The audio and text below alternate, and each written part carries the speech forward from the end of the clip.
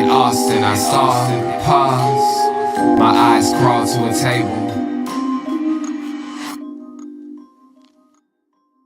Paralyzed by pairwise dice, then attend to this heaven slice of an angel wrapped in skin. Though dice and woes of life, love deprived, looking to revive. What's the meaning of life? One subjective paradise, crystal chandeliers, moments reflected off the mirrors and pit clear, grinning from ear to ear.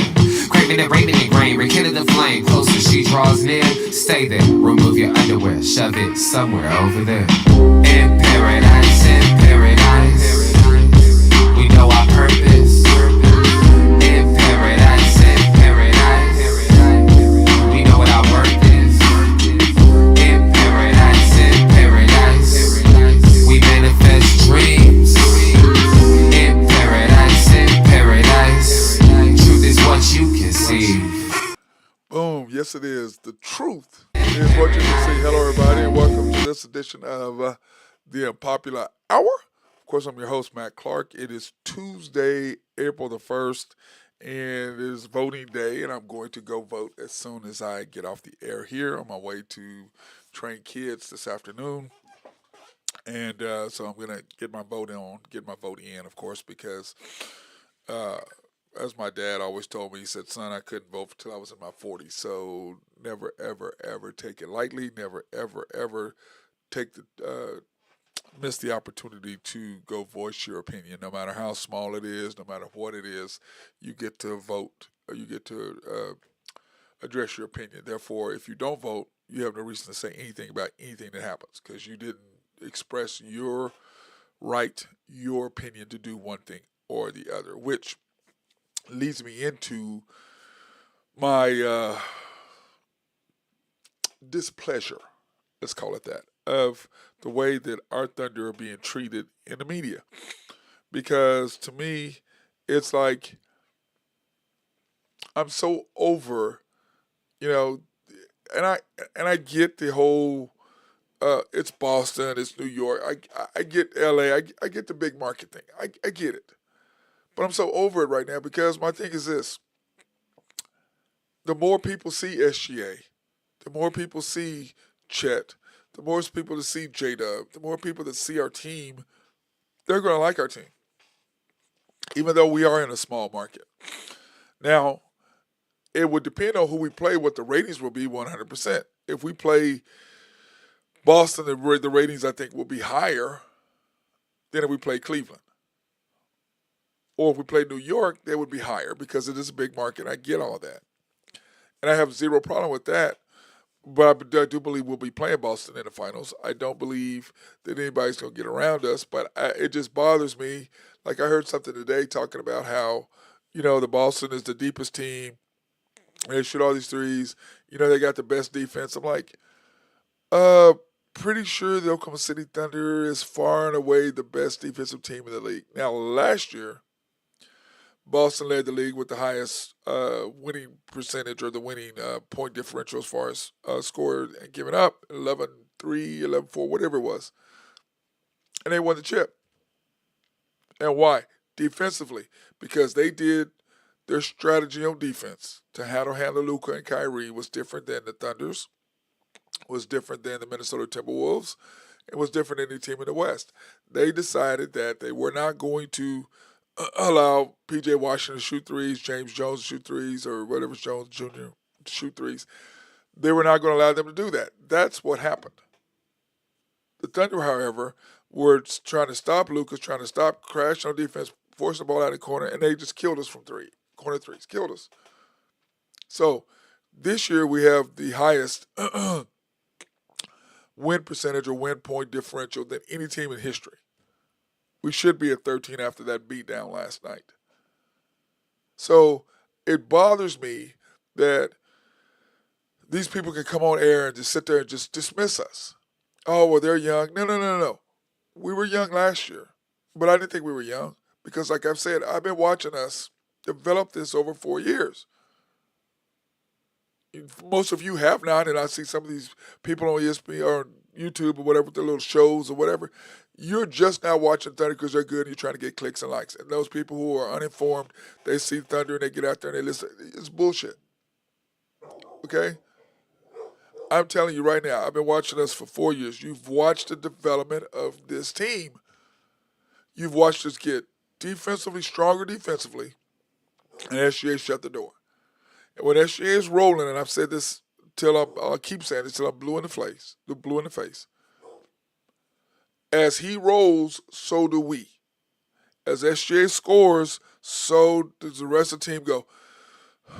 They take a deep breath and relax. Then Isaiah Joe knocks down three. Then Dort knocks down threes. Then Kaysen knocks down threes. Then Caruso knocks down threes. Chet knocks down threes. J-Dub knocks down threes. Because why? Our big fella's rolling.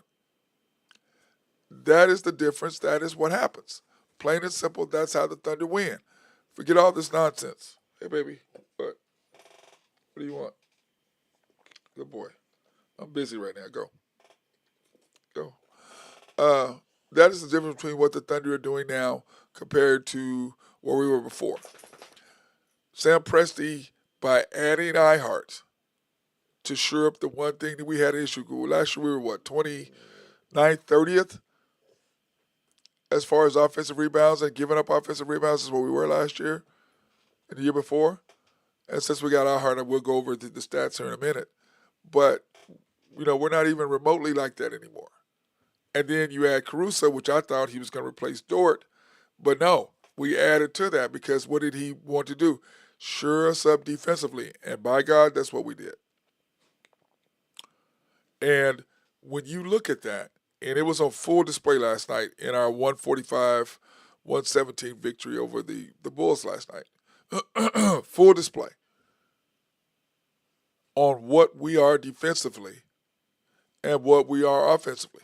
And I've said this before. If Isaiah Joe is knocking down threes and Dort is knocking down threes, nobody's going to beat us. I don't care if it's the Celtics. I don't care if it's the Clippers. I don't care if it's the Lakers. I don't care if it's whomever. All these people are all in love with the Lakers. They got beat by the Bulls. Almost got beat by the Pacers. We spanked the Pacers and spanked the Bulls. And it's just so frustrating to me that we get all the disrespect. And like I said, had we have been on TV last year, SGA would have won the MVP. And he probably would have won it again this year simply because, dude, how do you deny what we're doing? How do you deny it? How do you put Jokic in the same class as SGA? Now, he's doing something that's crazy. But you're 15 games behind us. Really? 15 games? That's a huge gap between what Jokic is doing team-wise and what SGA and the Thunder are doing team-wise. Two totally different things.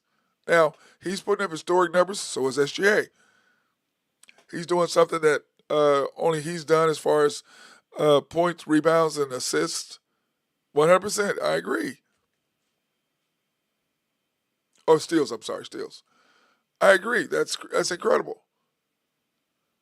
But SGA is doing something that only one other person has done with Michael Jordan and him consistently. And I said this earlier, okay? And I talked about this last night on our show, on my show last night. When you talk about what SGA is doing, okay, and the numbers he's putting up and what he's doing, it's just, let me find it here. It's just not even close on what they're trying to say. It just isn't. What did I do with that stat? I may have deleted it because I've already used it. I may have put it on something else. But it's crazy what he's doing. Okay? It's insane. And he leads the league here. We'll just pull up SGA stats real quick since we're over there. Then we'll go back. We'll do the Thunder thing here in just a second. Here's stats, guys. Okay? Here's the stats. He leads the league in 50-point games, 40-point games, 30-point games. He has 68 consecutive 20-point games. 68 consecutive 20-point games. Now, we've talked about this before. What that means is, and last night he had 27, and he could have scored if they had left him in the game. But of course, they pulled him out. Why take a chance on anybody getting hurt when we're 30, whatever? Makes no sense. But he did have 27. So he'd have had 48 30-plus games. Now, the crazy part of his 40-point games, he has got he has got 7 45 plus point games. Okay? 75 40 point games. 45 plus games of the 12 40 point games that he's done. That's crazy. So we can talk about him being one of 7 players to average 30 points, shoot 50%. Now, the stat that I thought was crazy with him and what he's doing as far as stat wise, that only several other people have done in history. And so, you can talk about what Jokic is doing. You can say all these things and all of that, and it's all fantastic, and I agree. But he's doing stuff that only Will Chamberlain and Michael Jordan and him have done. So now is Jokic going to do something nobody else has done once? Okay, that's impressive. I ain't going to even lie. If you're doing something that you're the only one that's ever done, yeah, that's impressive. But when you do it more than once, that's what's crazy. When you do it more than once. And so, uh, yeah, he does leave it on 50, 40, 30. Okay? And he's going to be the 5th player in history to average 30 points a game, 50% field goal shooting for three consecutive years. That's what I was thinking. Okay? 5th player in history to average 30, shoot 50 for 3 consecutive years. So I don't care who you are, that's impressive stuff. Not just 1 year, but he's doing it multiple years. He's adding on to what he's doing. He's not just doing uh, just that. And then here's the thing that I said yesterday. The most seasons averaging 30 points and shooting 50%. Here's the list: Will Chamberlain, Michael Jordan, Adrian Dantley, Giannis, and SGA. Now, Wilt did it 6 times in 14 years. Jordan did it 5 times in 15 years. AD did it 4 times in 15 years. Giannis has done it 3 times in 12 years. SGA has done it 3 times in 7 years. 3 times in 7 years. So you can talk about all this other stuff all you want to, but 3 times in 7 years, he's done it. So he's already tied Giannis, who did it in 12. He's 1 behind Adrian Dantley, who did it in 15. He's 2 behind Jordan, who did it in 15. And he's 3 behind Wilt, who did it in 16. And 14, I'm sorry. Now, when you look at our team, is SGA going to continue? How many more years can he do 30 and 50? He's a mid-range shooter, so you know he's going to shoot 50. The question is, with the 30-point, how many games, how many years is he going to be average 30 with our team as we're growing, as J-Dub gets better, as Chet gets better, when Topic comes in, Case is going to get better. So what's going to be, how many years is he going to be able to achieve uh, this milestone of 30 points and 50% shooting? I believe the 50% shooting is done. He's going to keep shooting 50% because he's not a volume 3-point shooter. He's a mid-range guy, and he attacks the basket. So how many times can he do this? Let's say if he continues to shoot 15 times a game. If he makes 50% of the 15 times he shoots, that's 14 points. And he goes to the line, so he's going to get 6 free throws, 7 free throws a game. Just on that. But let's say he shoots 20 times a game, he's going to make 10. Okay, so he has to shoot between 15 to 20 times a game in order to continue averaging 30 points. To continue averaging 20 points a game to continue his record. But to average 30, sorry, I got off track there. He has to shoot 22 times a game, let's say. 20 to 25 times a game. Let's say 20. If he averages 10 makes a game, that's 20 points. And let's say of those 10 makes, because he's getting better from 3, let's say 3 of those are threes, so that's 23 points. So now all he has to do is go to the line 7 times, which we know he averages 8 free throws, I believe a game. That's 31. So he can't do it based on him continuing to play the way he is. But let's face it, he's still going to shoot 22, 23 times a game. Who's going to stop him, and why would you? If we're still winning every year, What difference does it make? If he's shooting 22, 23 times a game, he's shooting 50%. Let's say, like I said, let's just say 10 times. He's shooting 20. He makes 10, that's 20. Plus, you add the 3, that's 23. We're talking about shooting 3 threes or 4 threes, 24, and 7 free throws, that's 31, or 8 free throws, 32. That's how he does it.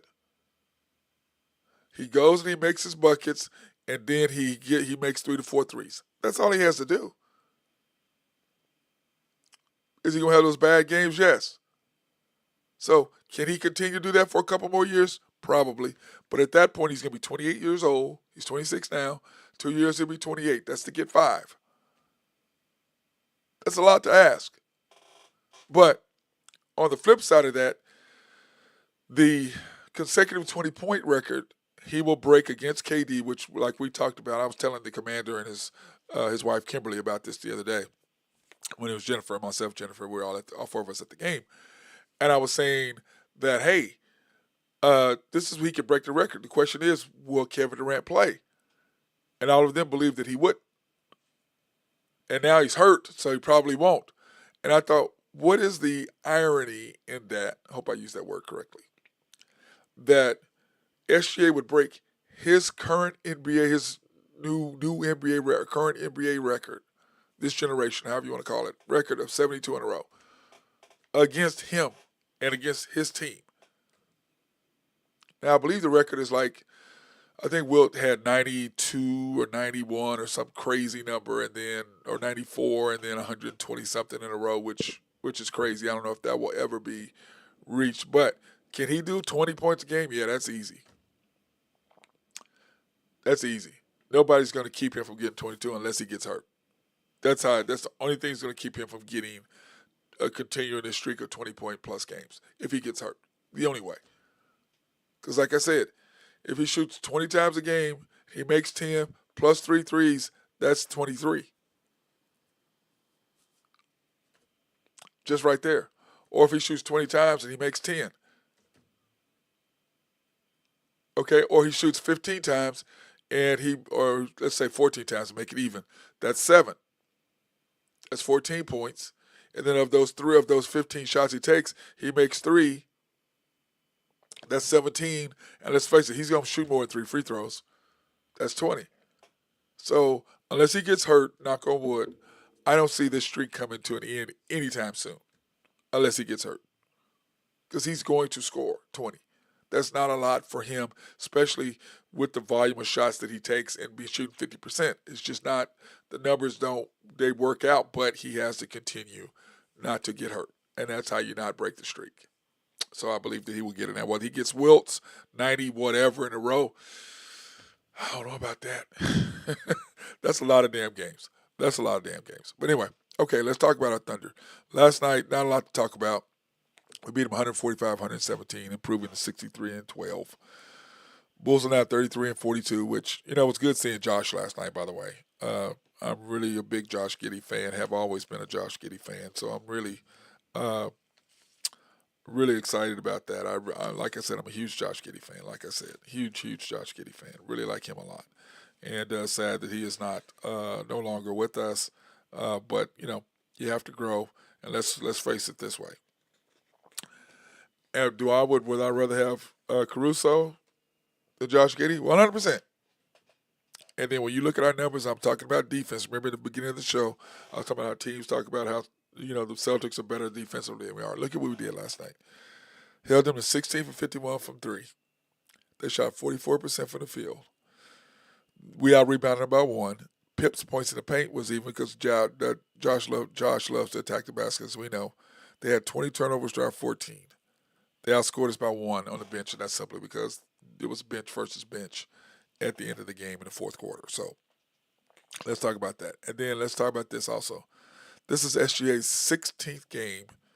He did not play the fourth quarter. 16th game, he did not play the fourth quarter, which we talked about on After the Storm last night. And, people were like, wow, that's crazy.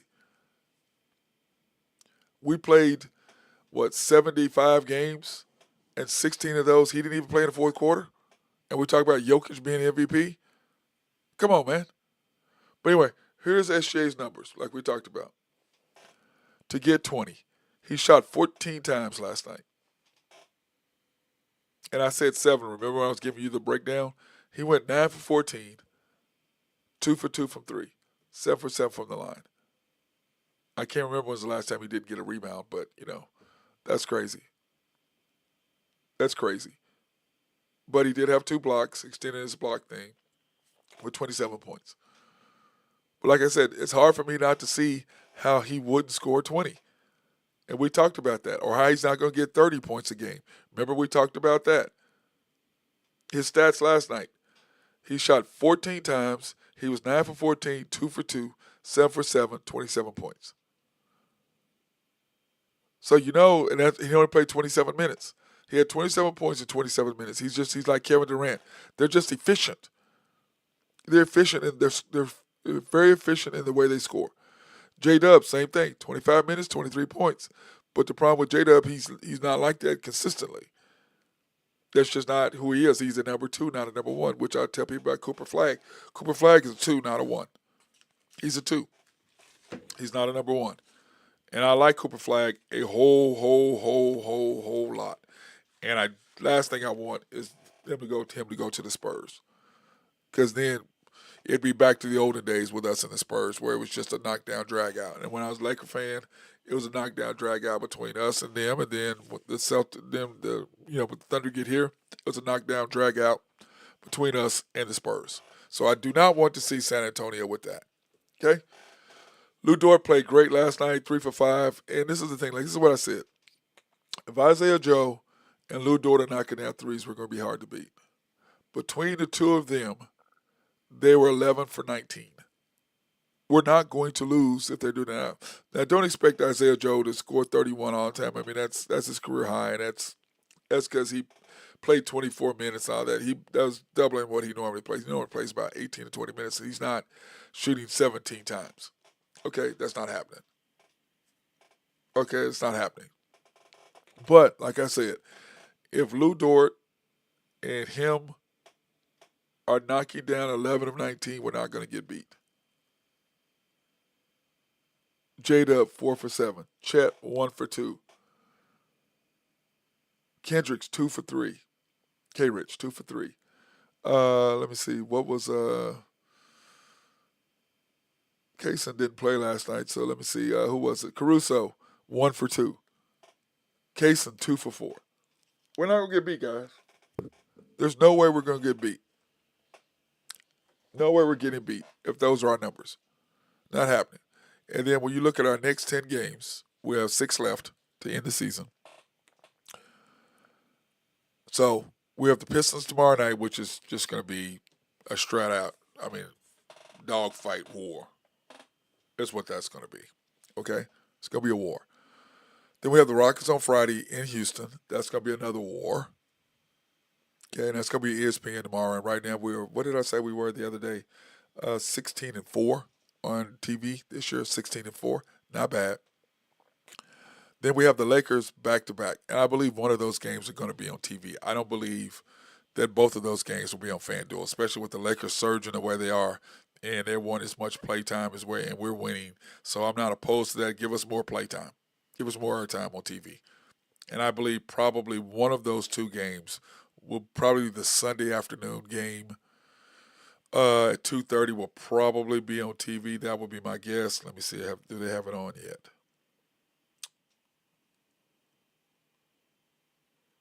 No, they have that on FanDuel. And then on Tuesday night, that game is at 7 o'clock. And that game's on FanDuel. Now, that will be on NBA TV, but I just believe that there's no way that the Lakers, if they keep surging, there's no way they're not going to put that game on TV. Okay? There's no way. I just don't see how that is. Now, our biggest question is, what do we do? Okay, do we want to beat the Lakers? And remember, we have a 3-game lead over the Cavaliers for the overall best home court advantage. Okay, which we want, home court. We have a 3-game lead. We have 6 games left to play. 7 games left to play. So we have to go 5-2 over these next 7. Now, I believe we'll probably beat the Pistons on tomorrow. So that'll give us 6 games left. The Rockets is going to be a knockdown drag out. They lost to the Lakers. Now that was in LA. That wasn't in Houston. They're a different ball club at home in Houston. That's Friday night. Then we have the Lakers twice on Sunday, Tuesday. I believe we'll beat the Suns. Not worried about that. So we have a stretcher of these next 4 games that we need to go 4-0, 3-1 at absolute worst. But the problem is if we lose any of these games, any of these next 4, if we don't go 4-0, then you have to play somebody against the Jazz or Pelicans. You can't afford to have a tiebreaker record unless, and I don't know if we own the tiebreaker against the Cavaliers. I need to check that. But when you look at this, you have to win the next 4. If you go 4, then we can sit those last 2 games. As we talked about yesterday, do you want to sit those last 2 games, and then, as Nathan Taylor told me the other day of Y&B when we were talking about it the other night, last week, is that because we played in the Cup, we get done earlier than everybody else. So that means that's going to add another 4 or 5 days to our thing. So you can actually play our starters in those last 2 games and some, not a whole lot, but you want to play them some. But the question is, do you want to take a chance on them getting hurt? But I'm saying I don't want our guys off for 3 weeks, especially. Let's see who we would play right now in the bracket as it stands today, currently. Okay, this is the bracket as it stands today. Currently, we'd play the Clippers. Okay, this is where it stands today.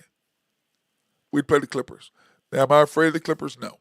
Do I think the Clippers can beat us 4 times? No. But it's going to be a lot more challenging if we're sitting and we're off for 2 weeks or, for 12 days or whatever it is. If you do that, that's going to do what?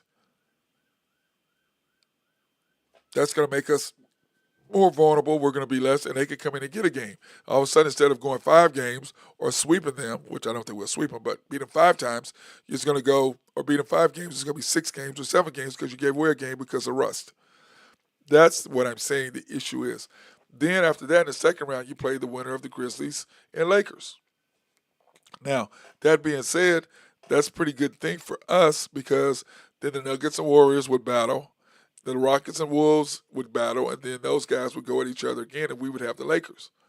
And I'm really not afraid of the Lakers, even though you listen to all these guys on TV, they talk about how great all that is. I'm like, man, the Lakers can't defend. All you got to do is attack Luka and attack Austin Reeves because neither one of them can defend. Attack both of them, and you're golden. Now, Austin Reeves has gotten tons better offensively, and defensively he is a little bit better. But he can't guard you defensively. Attack him. Attack him. And when you look at the East, which we really don't care about, you got the Mavs, the Cavaliers against the Magic, which is going to be a better series than what people think it will be. Pacers and the Pistons is going to be a knockdown, drag-out fight. Knicks against the Bucks. If Jalen Brunson is not back, the Bucks should beat the Knicks. And then you got the Celtics and the Hawks, which the Celtics seem to play the Hawks every year in the playoffs for whatever reason. And I believe the Celtics will handle their business then. Then they got the Knicks or the Bucks. The Knicks or the Bucks, they'll handle their business then. And then that leaves them with being in the finals against probably the Cavaliers, which I think they'll beat. Whereas us, I believe the Nuggets will beat the Warriors.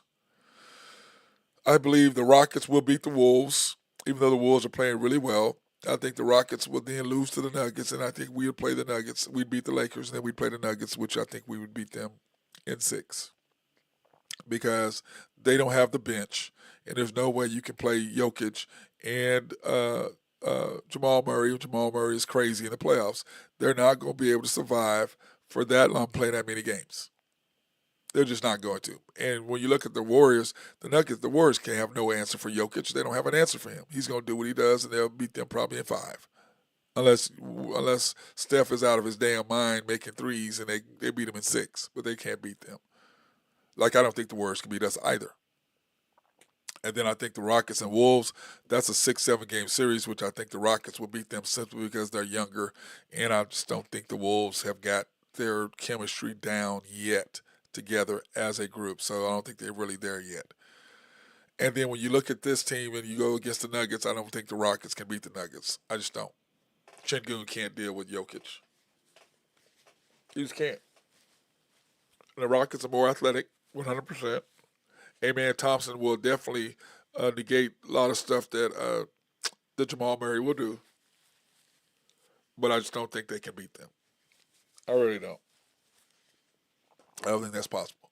And then I think we play the Nuggets in the finals, and I believe we beat them in 6 or 7 because our physicality eventually will get to them because they're going to have to play. They can't afford to get. They're not going to come back like they did before and be down and shoot 60% against us and all that nonsense that they did before. Because remember, we smashed them the night before, and I think we were just kind of like whatever. They were pissed, and we're like, yeah, we already busted y'all's. And they came back, and I think they're just a pride thing for them, and they wanted to win. That's what I think. So that's how the playoffs lines up, and then I think we'd play the Celtics in the finals, and depending on what the coach does, will depend on whether we win the chip or not. Who he plays, if he's if he's playing J-Dub more than he should, he's playing him more than SGA. We're not going. None of this is going to matter if he plays J-Dub more than SGA or the same amount of minutes. We're a lot better when he puts J-Dub on the bench for 2 minutes or 3 minutes. Take him out in 5 minutes in the first quarter. Let us make our run. Bring him in the second quarter with that second quarter group with him and Caruso and Ihart and Chet and Wiggins, if Wiggins is back. Let that group run to about the 7 minute mark. Bring SGA back at 6:47 that timeout, or 7:11, whichever one it is. Bring SGA back there. Let him play the whole rest of the second quarter. Put J-Dub out for 2 minutes, 3 minutes in the second quarter. Bring him back in. Let him play. Third quarter, same thing. Fourth quarter, same thing. And J-Dub is about 5 minutes less than SGA in a game. We will win.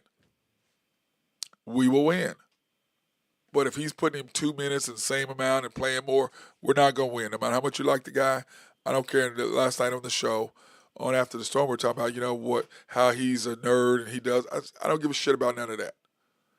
He has an issue with minutes management, he has an issue with lineup, and he has an issue with flow of the game.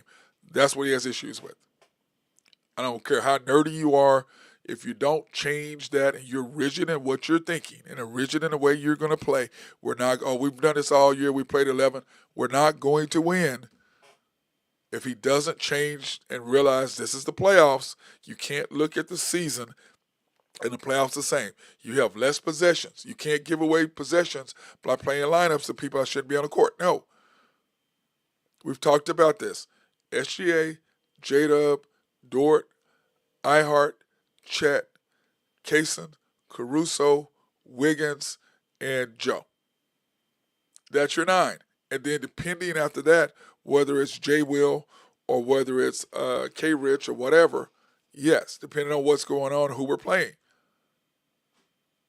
Okay? That's anything less than that, the Thunder are going to get beat.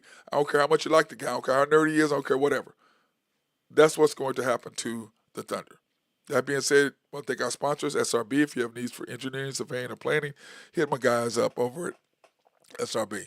They love to take care of you. My guy, Mark Long, he is the dude. And if you have needs for if you have needs for, or if your county, has a water treatment plant in your city or county, hit those guys up there. Make sure you do have clean drinking water. And then, of course, if you have needs for dirt, rock, or sand to be moved, or trash, or whatever, if you're redoing a house, like what Drew Hinthorn, our guy, had Jose do some stuff for him, hauling off trash. So he can do all that stuff as well. So hit my guy up and my guys over at Oak Grove Trucking. And, of course, YNB, family owned and operated since 1912. They are the bank that makes things happen. They're an equal housing lender, member of the FDIC, proud sponsor for us to go out and support women, minority, and black-owned businesses in the OKC area. You can pre-qualify online at www.ynbok.com. That's www.ynbok.com. So go into that and check them out. Or you go into one of their 5 locations. The main bank at 401 Elm, 66 steps from historic downtown Yukon, Oklahoma. YB East was off the Parkway in 66 or 39th Yukon Parkway, 66 or 39th Expressway. YB Mustang, 218 North Mustang Road. YB Parkway, which is off Garth Brooks and I-40, just south of I-40, right there in Garth Brooks, right in front of the hospital. Cannot miss it. And then, of course, YB Peoples, located in Bethany on 23rd between Rockwell and MacArthur. And then, of course, I want to thank Tanya and Beth. We had them on yesterday from the House of Creed. They're handcrafted since 1760, and they've got some new cologne and perfume that they've got coming in that I cannot wait to go try. And like they've always told me, Matt, remember, pick the best for your best. Love what they do there. And here are the different locations you can go into. Go see my girl Beth. Tell her that we sent you. Get you some sort of discount or get you some sort of, she'll hook you up with some sort of little favor, something she'll give you. If you'll tell them that you heard it through us, you will get to hook up. And I know at some point we're going to be able to go to Penn Square and do a live remote there at some point. Love to do that because, especially when they have these little parties where they give these drinks away. They have these little like mango type little flavored drinks, and they always, like the other night they had, or yesterday they had, uh, oh my God, pepperoni grill deliver some stuff to them. And they have little bites and stuff like that. Man, I'm telling you, the food is good. They have who doesn't have the little bites? Get you a drink, of course, non-alcoholic. I was telling them bring some vodka in there, but of course you can't do that. But anyway, House of Creed Cologne, and some good smelling stuff, and the perfume is fantastic as well. If you haven't checked that out. So anyway, now we finally have our NCAA thing set on both sides, men's and women's. The women's bracket, like last night, you had UConn and USC, and you had Texas and TCU last night. So you got to see all the teams go at it last night. And so now the Final Four for the women are done. So we know what it's going to be next weekend. We know the men are done. You got the all number one seeds for the men then. And so when you look at the women's bracket, I mean, UCLA against UConn, I can tell you this, Paige Beckers is on a mission. And I talked about this yesterday too as well. If they don't, in order for her to solidify her, how do I say this? Her place or her greatness at UConn, she has to win a chip. Okay, if they don't win one, then yeah, she's a great player, but she didn't finish the deal. So that's part of her mission is to bring another championship home, and I think that solidifies her as one of the best players in the history there at UConn. And they're going to have a formidable task against UCLA, but I believe that they will get it done. And it's just too bad that Juju didn't play, that she's hurt. And that's just really sad because I'd have loved to see her and Paige go at it, especially Juju's a year older. I just think that would have been that would have been must-see TV last night if those two would have went at it. But like I said, UCLA, UConn, and of course you got South Carolina and Texas. Texas took care of business over TCU last night. And I'm just gonna say this: I do love women's basketball, and I do like watching it. And I saw this thing about Caitlin Clark and Eminem, Monica McNutt, called her Eminem, made the comment about that she's getting all this attention because she's white. And I was like, somebody was like, I was reading a couple of comments. They were talking, oh, well, I said, no, she's getting attention because yes, she is white, but she can play. But she does have a lot of people who were not watching the NBA or WNBA now are watching it, and it's because she's white, yes, but it's mainly because she can play. It's mainly because she can play first and she's white second. So I don't want to hear all that nonsense. I'm out on that 100%. I mean, don't sit there and say, well, she's white. No. She can play and she's white. It's like Larry Bird. He could play and he was white, which brought more attention to the NBA. 100%. And you got Magic, who was black, going against each other. There's no harm in saying that. There's nothing wrong in saying that. But both of them are great players. They were mirror images of each other. Both driven, both crazy, fanatical, all-around players. I mean, like, for one decade, one or the other was in the championship every year. For a decade. One or the other. A decade. And so I saw that and I'm like, I'm so tired of the racism and the divisiveness of America. Dude, there are black people I don't like. There are white people I don't like. All this stuff, that is 100%. There's white people I love, black people I love. It has nothing to do with it. You're who you are. Your color ain't got nothing to do with it. And with Caitlin Clark, she can play. Okay? She just happens to be white, but the girl can go. Now, is she bringing much more eyes to the WNBA because she's white? Yes. Did Larry Bird bring more attention to the NBA because he was white? Yes.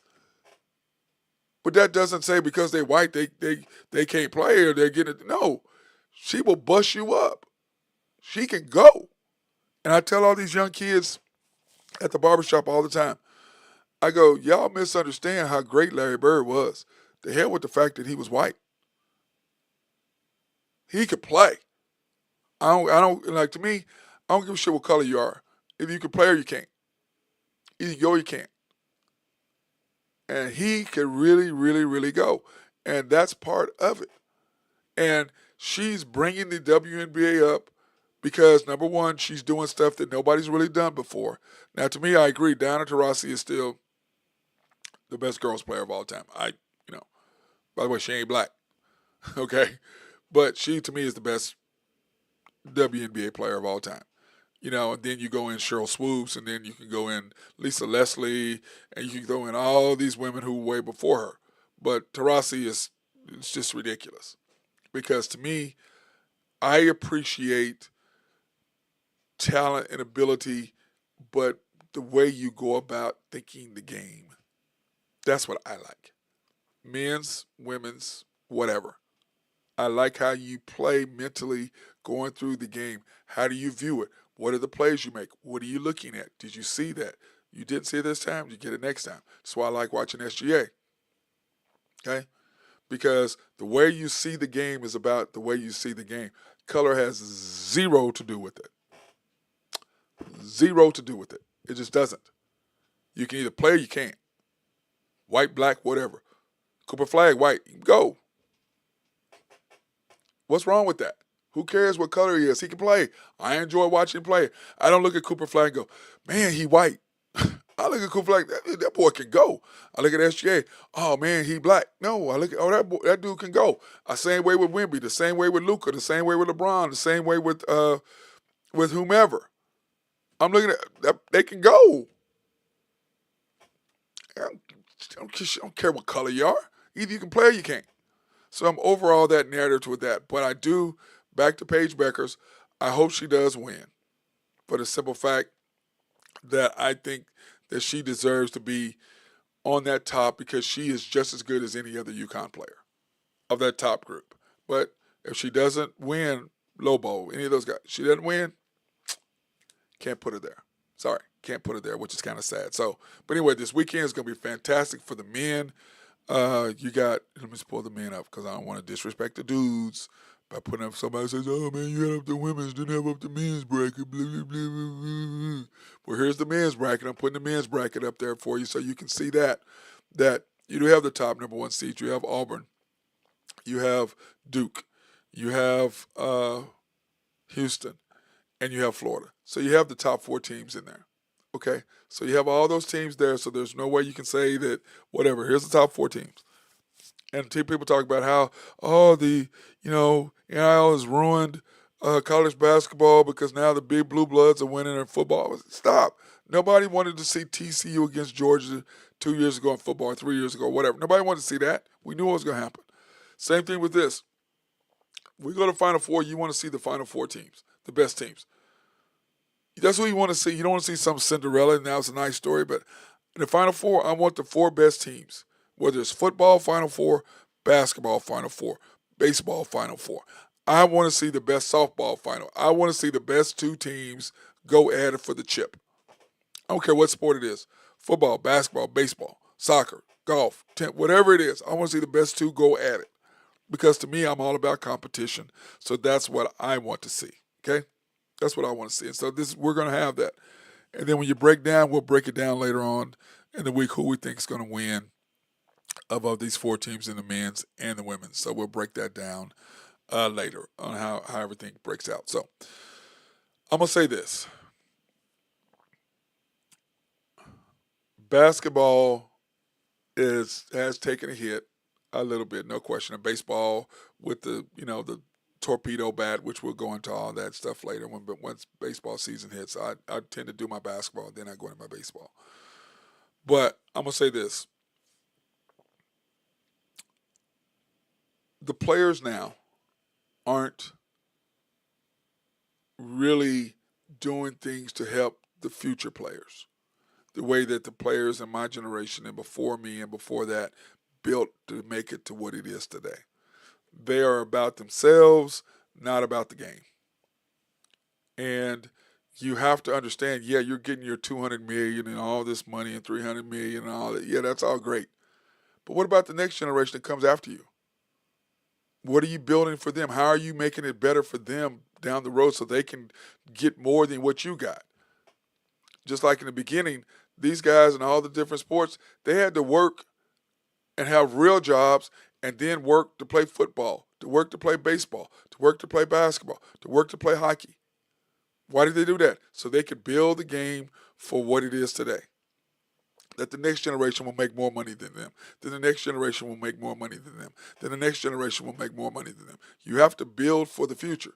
People don't even know about what Kurt Flood did, what he sacrificed to make sure there's free agency in baseball. I mean, people have no clue what these guys did because they're so self-absorbed about, hey, I got to get mine, I got to get mine. Well, yeah, getting yours is great, but what about the next kid? What about the kid who's 5 or 7? That same thing when you looked up to whomever, now they're looking up to you, but yet you don't care about that. You just care about yourself and getting yours. You ain't worried about, 15 years from now, those kids coming up, 10 years from now, because you worried about what you're getting. Come on, guys. Let's build up to what we need the future to be. Take this game, help it, get it ready. Now, with NIL, I don't have a problem with NIL, and I've said that before. NIL has been around forever. But what it has done, compared to what it used to do, is that now a player in college, we can see college players stay now as a sophomore, as a junior. Guys who would normally leave are now staying an extra year. Why? Well, why would I not stay? I'm getting $1 million a year. I'm 19, 20 years old. I've got everything done. I just got to go to class and I got to hoop. And I'm getting better. And I'm getting more physically ready. And then my draft status is going to go up instead of, man, I got to feed my mom. I got to feed my uncle. I got to feed my grandpa. I got to do all this. So they jump to the NBA. How many of those guys who get drafted out of high school after their rookie year actually make it past the first and second, actually make any really inroad into the league? Very few. It's the guys who stay 2, 3 years who are mature when they get there. Those are the ones who actually make it. The vast majority don't, because they're about me, now. And the NIL has allowed them to make the money, to stay longer, to get better, so that when they do jump to the league, that they're ready to go. You look at Kelvin Sampson's players. They stayed the whole 3 or 4 years at Houston. Boom, after you leave after your junior year, you're 21 years old, 22 years old, you know what the life is about, you made some money, you're pretty satisfied, you're physically ready to go up and be mature and be able to make it in the NBA. Why not do that? Why not do that? But I do love the fact that NIL has done that. The thing that I don't hate, what I hate about the transfer portal is that you can just leave and go somewhere every year. No. You get one chance to leave, go somewhere. Because whatever the coach lied to you, and let me explain it to you. Coaches lie. They will tell you whatever the hell they got to tell you to get you on their campus. After that, you should be able to go wherever you want if it doesn't work out. 1 year, one time. After that, you got to sit out a year. That'll cut out all that nonsense. I'm at Georgia Tech this year. I'm at Bama next year. I'm at UCLA the next year. I'm at Texas Tech the next year. I'm at OU this year. I'm at Iowa next year. I'm at Oklahoma State the next year. I'm at Kentucky the next year. Come on, man. You get one freebie, and then after that, you got to stay where you're at. Everybody goes, oh, no. You get one freebie, then you got to stay. Stay committed so people will know who you are. Because there's nothing like going to college. There's nothing like it. And we're getting ready to do a podcast that I'm really, really looking forward to doing. And we're in the process of putting it all together. And I'm so excited about it. And it's going to be really fun. And I think you people, everyone will enjoy it. We're going to promote it here and on some other places. But I think people will enjoy it from the simple fact that it's going to be a sit-down deal where, you get to hear from people. Anyway, I'm not going to go too far in detail until we actually get everything done. But we're almost there doing this podcast. I'm so excited about it, about what's going to transpire with MC Sports Network. I'm really, really pumped. So, anyway, all right, guys. Well, hey, that's enough for today. I hope everybody's going good. I hope everybody's day is going good. Straight out of this wind, it is crazy out there and driving me nuts. Okay, and I'm so tired. I mean, my sinuses are going crazy. Hot or cold, please. Hot or cold. Give me one or the other. If you're gonna be cold, be cold. If you're gonna be hot, you're gonna be hot. Just make it one or the other, please. That's all I ask. That being said, everybody have a fantastic day.